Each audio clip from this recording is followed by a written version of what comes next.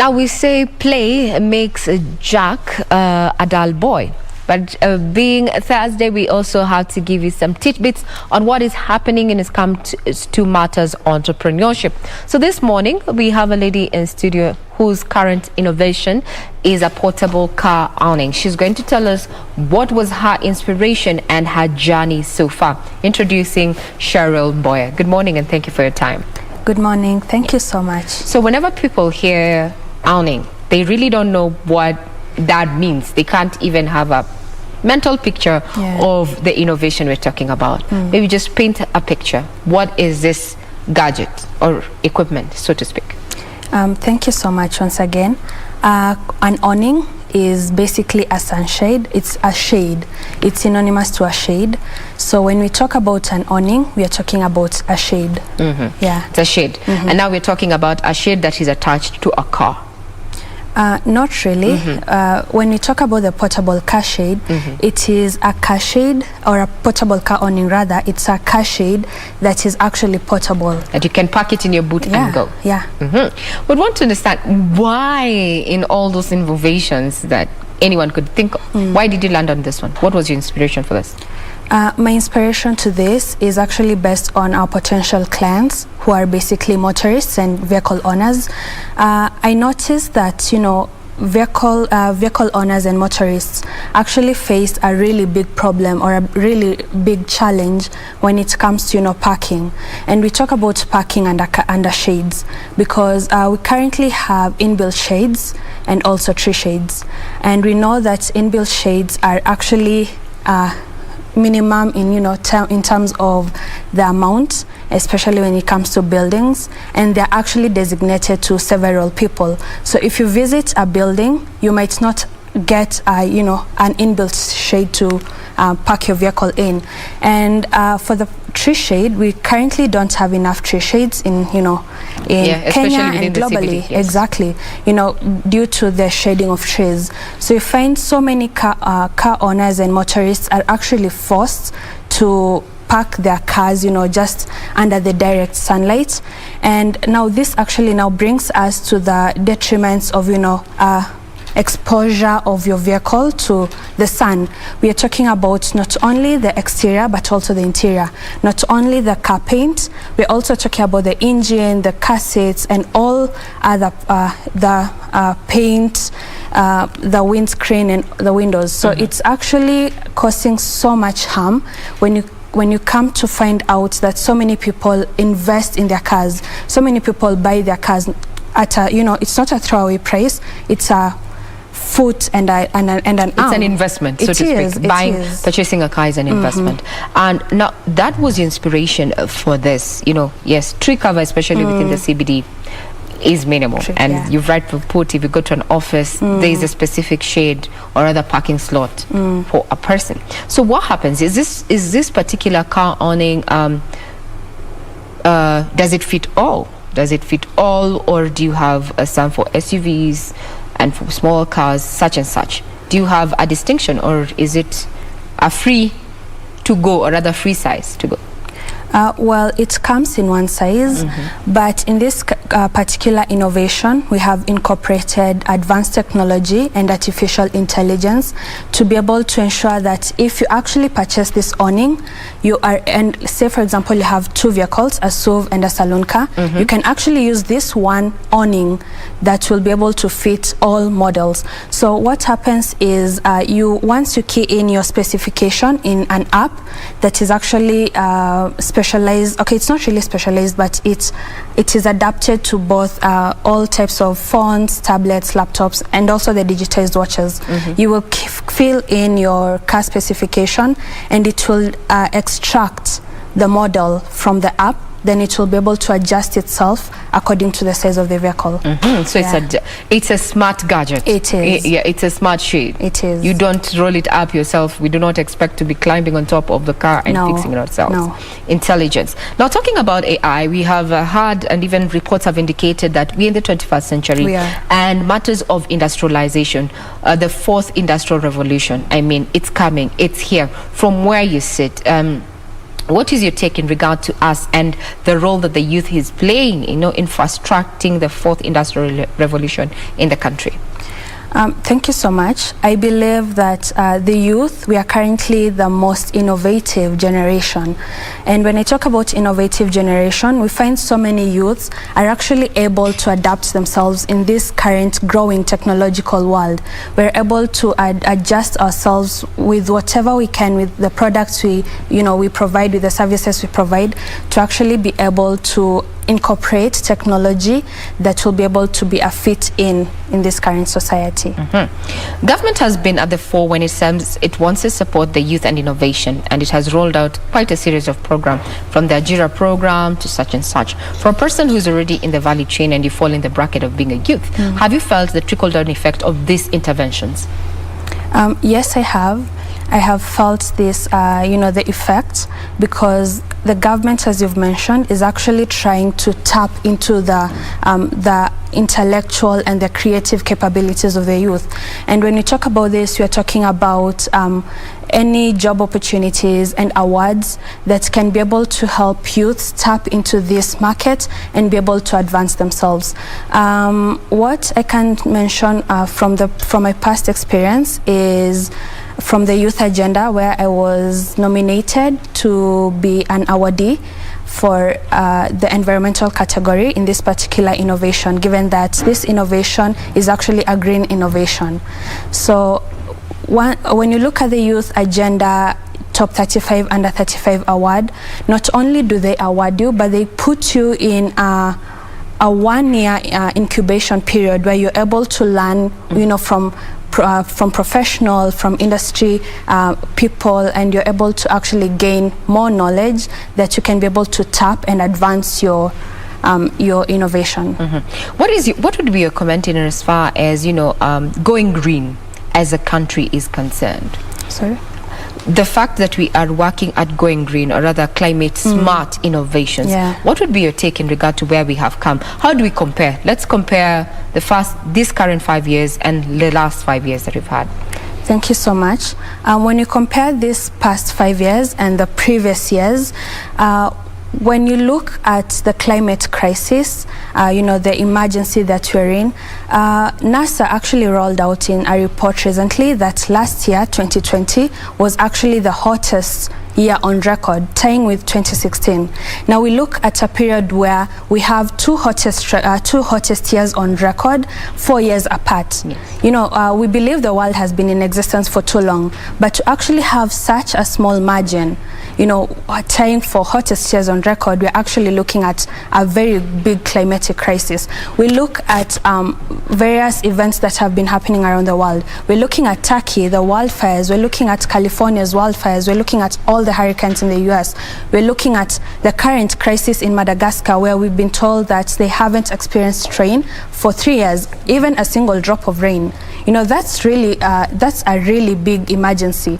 So what I'd say is, as much as the government is trying to help us advance, we also need to tap in as individuals, as corporate people, as the society at large, to be able to mainstream environmental issues, because it is only up to us to reverse this climatic crisis, because we don't want to get into a situation in Kenya where we are now facing really big climatic emergencies, really big climatic crisis. I think Africa gets away, and this is totally my opinion, I think Africa gets away from this major climatic anomalies because of where we are in between the equator and such, where we find ourselves, especially as a country. But that doesn't mean we are immune. Climate change is real. Now, this particular investment, or rather this particular innovation that you have, is it already available in the market, and where can one find it? Thank you so much. This particular innovation is currently at the prototype stage.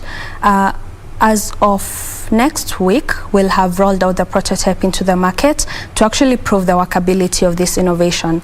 So we hope by September to actually have it rolled out into the market so that, motorists and vehicle owners can actually enjoy the investments they'll put into this particular product. I like the way you actually brighten up when you're talking about, you're going to be testing, and after that, it might actually be in the market. What are your expectations when you actually see your innovation in use? What are you anticipating?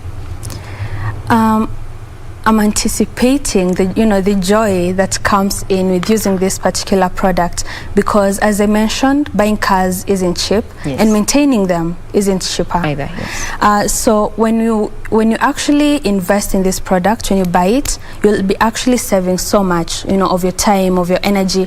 And given that it's fully automated, we have made it disability user friendly. We have incorporated so much advanced technology to it to ensure that as we grow in this technological, advanced situation, we're also growing with it. Mm-hmm. Man versus machine. It is. It is the age. It is the age. Now, you've told us about your inspiration, but what has been Sheryl Mboya's experience? Because this is a one-off. This is not. It's your kawaida. Let me just use it's Thursday, we can do that. It's your kawaida. So what has been your personal experience through this journey? Your highs and lows. Yeah, what I can say is I have learned. It has been a season, a period of learning, because I am into the legal profession. I'm a law student, so I am talking about an area where I was kind of new in. We are talking about technology and IT. So it was a period of learning. It was a period of adaptation. And what I can say, my highs and lows, it has also been a period where I was able to tap into the knowledge I have acquired, in class, because I have been able to patent it nationally, and I already submitted an international patent at WIPO. So it has been majorly a very big learning experience for me. Now that you've mentioned that you are legal, and we'll be tackling that when we come back after that short break, the issue of patency, coming up with an idea, ensuring that no one is going to take advantage of you. Well, you are watching KBC Channel 1. This is Good Morning Kenya, and we're talking about matters of entrepreneurship. When we come back, we want to talk about how you can secure that particular bankable idea until such a time you're ready to roll it out. We'll not go away. We'll be right back.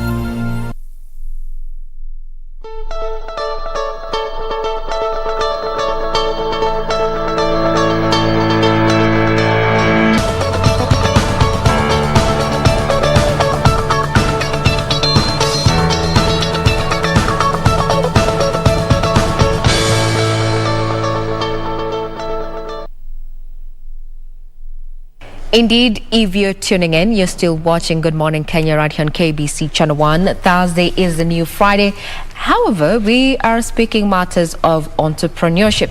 With us in studio is an innovator, young for her age, but quite taking the industry by storm and using Internet of Things as well as artificial intelligence for her current innovation. This is a portable car awning. Just in case you're wondering what a car awning is, it's a shade.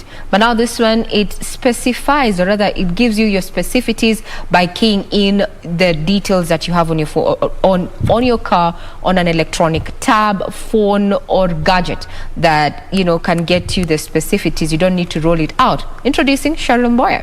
So before we took a short break, we were talking about how you managed to incorporate what you have learned as you pursue your law degree to this particular venture that you have ventured in, issue of patency, because some innovators fall off or rather get derailed at this point. Yeah. The idea of patency and copyrights, how did you go about it? Thank you so much. What I can say is we find so many people, so many young people do not involve intellectual property in their work. You know, it's not just about patency, we're also talking about copyrights and trademarks. So many people, so many young people have tapped into photography, but you find a majority of them do not, copyright their work. They do not copyright their literary and artistic works.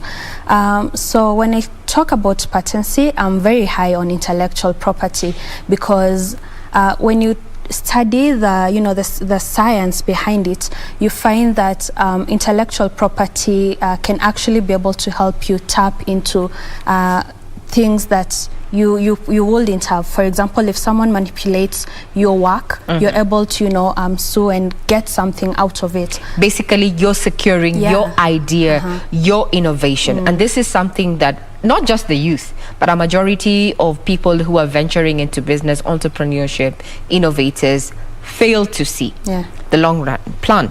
Now, how does this particular innovation that you have going on, we know it's still in the prototype stage, how does it fit in with the SDGs?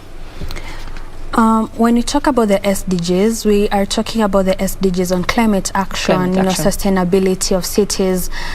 This particular innovation is a green innovation, as I had previously mentioned, where we are using, sustainable and environmental friendly materials. So this actually is able to help us tap into this particular SDGs, where we are able to ensure that we have sustainable cities, that we are able to ensure that we address this climatic crisis that we have going on in the world. Also, it also taps into the SDG on manufacturing, because we have in the long run, we'll be producing it in bulk. We'll be, having mass production. So we'll be able to tap into this manufacturing SDG and be able to, bring in more people working, more youths on board, so that we are able to also create employment in the country. This is a successful innovation, and we believe that in the next few weeks or so, you will prove us right, or rather we will be using this in the market. But is this the end of the road for Sheryl Mboya when it comes to ICT, or rather internet, or rather ICT driven innovations, or should we expect more? What I can say is expect more, in the long run, because I have so many good upcoming projects that will be able to fit into the green economy, that will be able to tap into this particular youth and employment crisis. So our viewers are watching, and they have quite the questions. If they wanted to know more about your innovation, where would they get, which platform would they get these particular details? The details are under GreenX Telemechanics. It's my company, where we are a technology and innovation developer.